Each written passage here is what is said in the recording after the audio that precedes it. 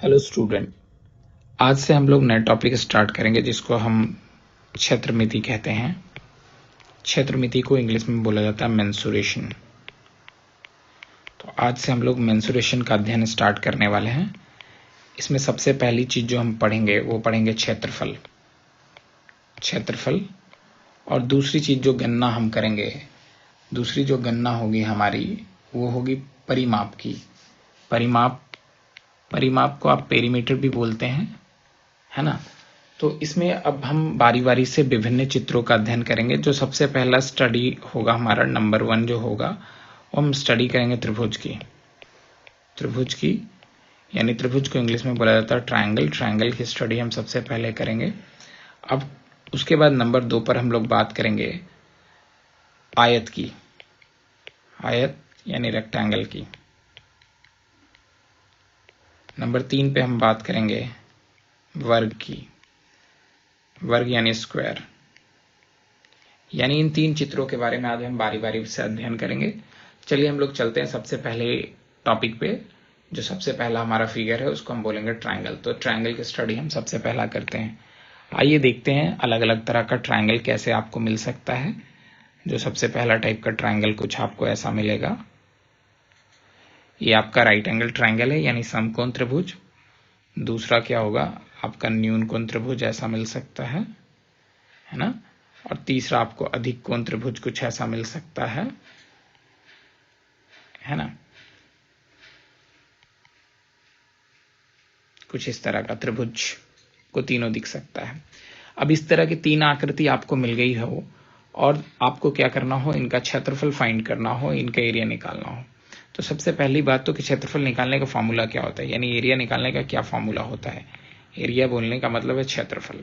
क्षेत्रफल निकालने का फॉर्मूला 1/2 गुने आधार गुने ऊंचाई होती है। आधार गुने ऊंचाई होती है। अब एक बात आता है कि ये आधार क्या है। तो इसको जो नीचे में आता है आपको, हम इसको बोलते हैं आधार।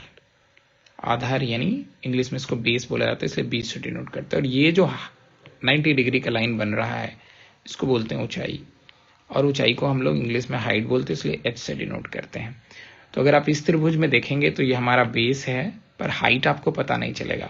तो वैसे स्थिति में आपको हाइट सबसे पहले ड्रॉ करना पड़ता है कि हाइट क्या होता है। तो ये अपोजिट वर्टेक्स से यहाँ जो स्ट्रेट लाइन हम ड्रॉ करेंगे, एक सीधी रेखा ड्रॉ करेंगे, ये हमारा ऊंचाई होगा। इसमें भी आधार हमारा ये है आधार।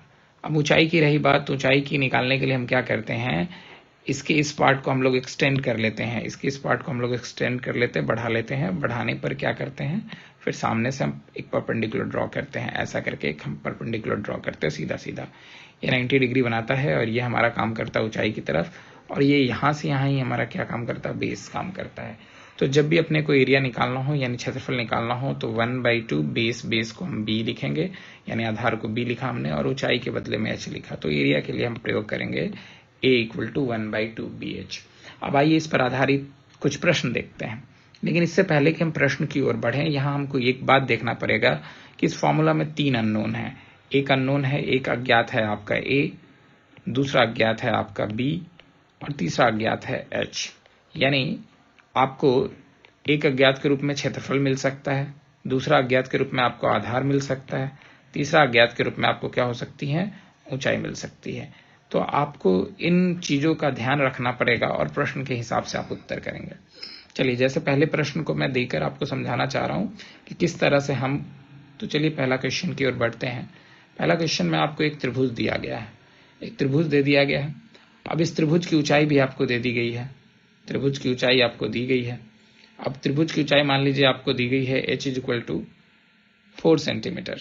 h = 4 सेंटीमीटर, h की वैल्यू 4 सेंटीमीटर और b की वैल्यू जो आपको दी गई है 5 सेंटीमीटर। और आपसे पूछा जा रहा है कि क्षेत्रफल क्या होगा, क्षेत्रफल क्या होगा, है ना। तो हम लोगों ने ऊपर में सूत्र में पढ़ा है कि एरिया निकालने का फॉर्मूला यानी क्षेत्रफल निकालने का फॉर्मूला 1/2 गुने आधार गुने ऊंचाई होती है। तो 1/2 लिख दिया हमने। आधार की जगह क्या है हमारा 5 सेंटीमीटर, ऊंचाई की जगह क्या है 4 सेंटीमीटर। अगर कैंसिल होने लायक है तो कैंसिल कर लेंगे, 2 से 4 को कैंसिल करेंगे 2 टाइम्स और 5 को 2 से मल्टीप्लाई कर देंगे, यानी 10 क्या हो गया, 10 सेंटीमीटर स्क्वायर हो गया। इस पहले जो फिगर लिया हमने, इसकी जो एरिया हमारी निकल के आई है वो 10 सेंटीमीटर स्क्वायर आई है। चलिए नेक्स्ट